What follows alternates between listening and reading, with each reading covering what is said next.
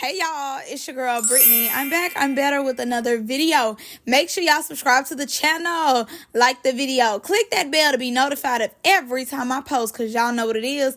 Y'all know I post frequently. All right, y'all, say it with me. We jumping, we skipping, we hopping, we leaping, we doing a Dougie, our Dougie into this video. Click the link down in the description box below to become a member of my Patreon. All right, y'all, without further ado, let's get into this video. Now, I'm supposed to be going live tonight for everybody who couldn't call in. Last night, your girl was tired. Your girl was hurting, as y'all know, as I told y'all. So, if y'all want to call in tonight, let's do that. I'll be up there at 7 p.m. All right, y'all. Now, let's talk Deja Vu. Baby, I can't go anywhere without thinking that you're there. Because they there. They're absolutely there. Now, the live was smooth this go around with the Deja Vu cast. Last week, they did it with, I don't know his name, but he's an editor on Now That's TV. He said that he had edited the last episode of Deja Vu. He was on there by himself, and I'm not going to lie to you, baby. It wasn't a great live. It wasn't. It was his first time. You could tell. And it wasn't that great. He had Duke up there way too long. Duke is very annoying. I see why a lot of people don't like Duke. Duke talk a little bit too much for me. Okay. Then he had Cookie up there talking about stuff that really is supposed to be about this episode. I'm like, we don't care. But Deja ends up coming in because I'm guessing everybody was like, where is Deja? Deja, come do your job. Come clock in, Deja, because absolutely not. So Deja ends up coming up this week with him just to, help and kind of do her job and, keep us engaged. I think he did good, but too, we're not used to him. And I ain't gonna lie to you, a little bit, he was kind of boring. We want tea, we want shade. He trying though. He might be new, so he trying. Okay, boom. So this week, really, they had LaRue up there the whole time. But before we get to LaRue and the girls, let's just go and get Dawne and Mac out the way. Let's just go and get them out the way. So Dawne comes up every time. One thing Dawne gonna do is come up in these lives. And so Deja was being messy and ended up asking Dawne if Joyce and Naj would have really got to, bumping, would he jump in and what would he do? So now, mind you, he was like, oh, yeah, he would get involved. So, of course, when you think about it, just off of him saying that he would get involved, everybody like, oh, my God, you're going to attack Joyce. He was like, no, he wouldn't have put his hands on Joyce or did anything like that. He would have grabbed Naj and told Naj to shut up and go over there with her friends. Okay.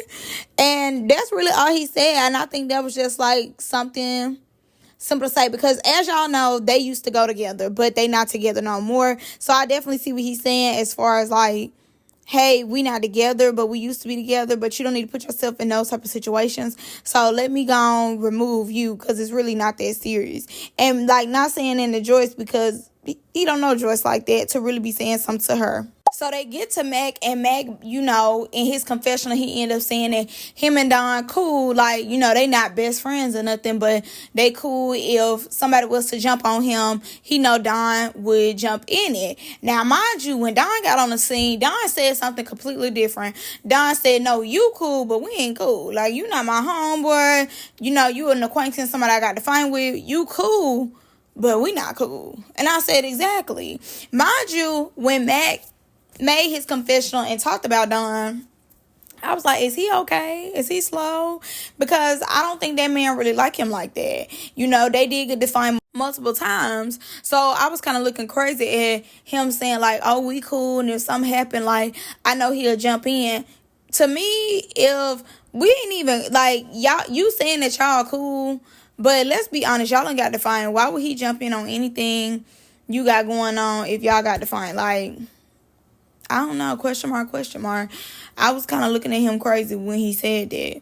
But anyways, so Dawne ends up clearing it up. He ends up saying that, he feels as though he said a lot about Mac, and he meant, and he's standing behind everything he said.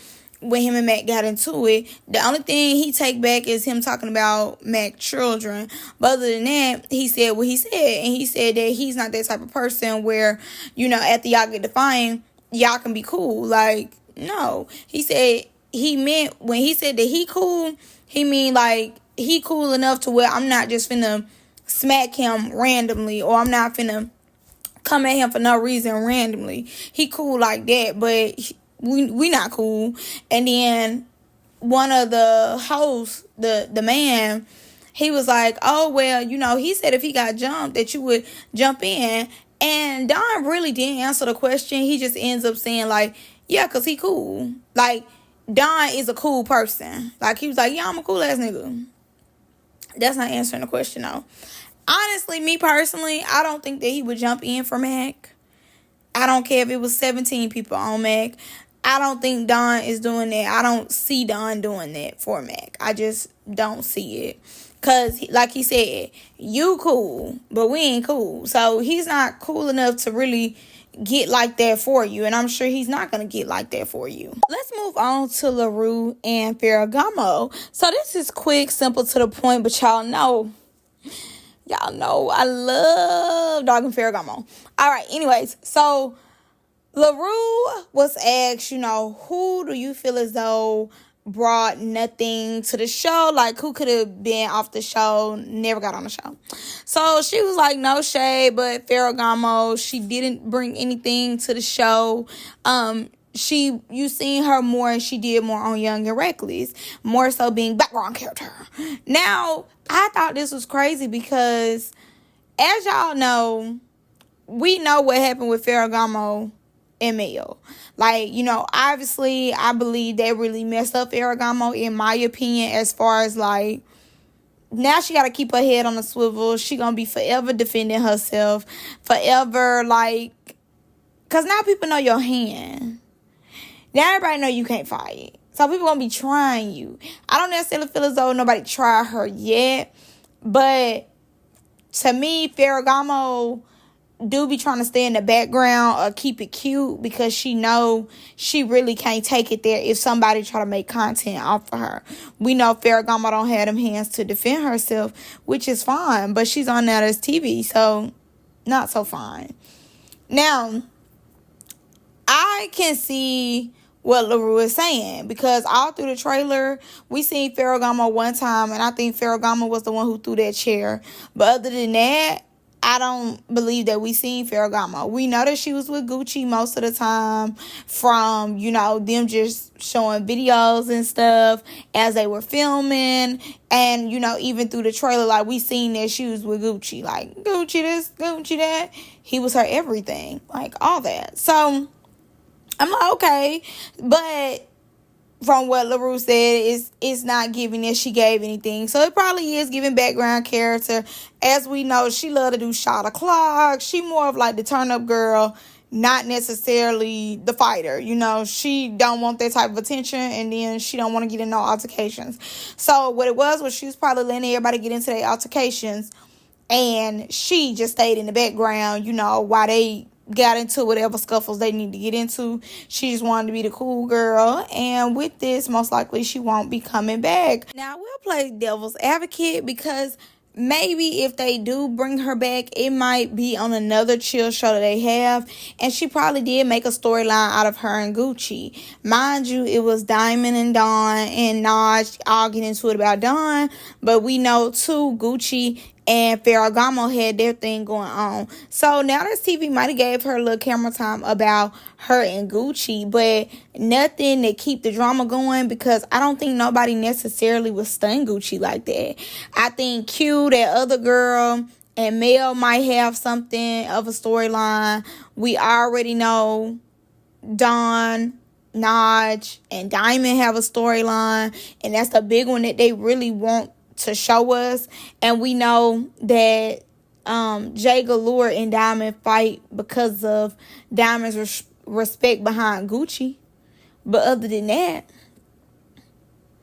I'm just not, I'm not seeing it. And I think too, like, no shade, we got the whole Joyce, Trey, Shakai thing going on too. So yeah, I think Farrah Gamo's gonna definitely be in the background. No shade, but Farrah Gamo is really like above the drama. She's not like a messy type of person. She not finna do all that for the cameras. So to me, I could definitely see her fading in the background. And allow me to add this in there because I know one of y'all gonna say it in the comments. And because of what Gucci got going on health wise, I know Farrah Gamo's not finna be stunning him like that no more. I'm sure she's not gonna be allowing that man to kiss on her and all that anymore moving forward. I think she was done with him anyway before they even did the premiere. But we seen him kissing on her at one point when they went somewhere, and Farrah Gamo had spoke on it like he only be all in her face when the cameras is rolling. But I'm sure now, camera on, camera off, you better back up. So I think it's going to be interesting to watch it play out on the show because of what we know now with what he got going on. I think that's going to be interesting to see if we see some things because, as we know, allegedly he's been headed since 2023. And allegedly it wasn't taking nothing to make sure he was okay. Now, I'm not wishing that on her because Lord knows, I'm not wishing that on her, but I don't necessarily remember either when they started filming Deja Vu. I think it was like earlier this year. So, I don't know. I just think it's going to be interesting to see it play out, to see if anything happens. I think it's going to be interesting. Now, hopefully she didn't catch anything. Hopefully she doesn't have it, because he was very irresponsible, allegedly behind his health. So hopefully, like, she's okay. She don't have anything. And hopefully she didn't necessarily do anything with him to, catch it. I hope. Because even though I don't care for Farrah Gamo as TV girly, I wouldn't wish that on nobody. So, yeah. But let's move on. We finally move on to LaWanda because she's getting on my everlasting nerves. Y'all know I can't stand, what's her name? Nola, Nicola, Coca-Cola. I don't know. Whatever girl name is. She's so annoying. So, Deja ends up asking LaRue how does she feel about Diamond calling her a fan, and she basically ends up saying that she wasn't taking up for Diamond necessarily, but she was taking up for the situation at hand of it being two to three people on one person more so, and she felt as though Nola was coming in on something when it was already Michelle and Naj having their conversation with Diamond. We didn't need a third party, which I'm with that. Now, my thing was this. Y'all know Diamond be playing her little, it's the Parasites game. So, her calling LaRue a fan, I did feel as though she did too much. Like, honestly, she was taking up for you, but they might have problems further down the line, but I really didn't care for her calling her a fan because I don't feel as though it gave fan. It gave, hey, it's three of them on you. You need somebody to have your back right now. And I think LaRue did a good job of having her back. Now, Jay Galore did get up on the live when I was watching it before I went live, and Jay Galore ends up saying that Lola, Coca-Cola, and LaRue got the fine, and they said that Coca-Cola, Lola, ends up taking LaRue through there. But they already said LaRue couldn't fight, so she came in on her first confessional letting it be known she couldn't fight. So, but they do end up fighting sooner than later, and they said that Nola did her thing on LaRue, but LaRue ends up saying that Lola was not standing on business for her friends. It wasn't, your beef is my beef. She was not standing on that. She was not going round for her friends, and they definitely wasn't giving her that same energy. So from what she's saying, what I got from it is, she got Michelle back, she got Naj back, she got everybody back. But ain't nobody got her back. Ain't nobody finna fight her battles for her, which is understandable. She came in doing too much, and I'm sure they picked up that she wanted camera time, because that's all I was thinking in my head. It was that she wanted camera time, because who go just out their way find people's fades? Like, nobody does that. So that was a little weird to me, but I'm excited to see it, honestly. I'm excited to see them fight, because I need to see what Nola's hands is giving. Hopefully Nola just don't fight her, she fights somebody else too, so I can really compare the hands. But you, Lorraine, already said that you couldn't fight. LaRue, whatever, you already said that you couldn't fight, so I'm not surprised that she took you through there. But yeah, that's all I got for y'all in this one. I'm very excited. Honestly, let's be clear. Do y'all really care about Deja Vu like that?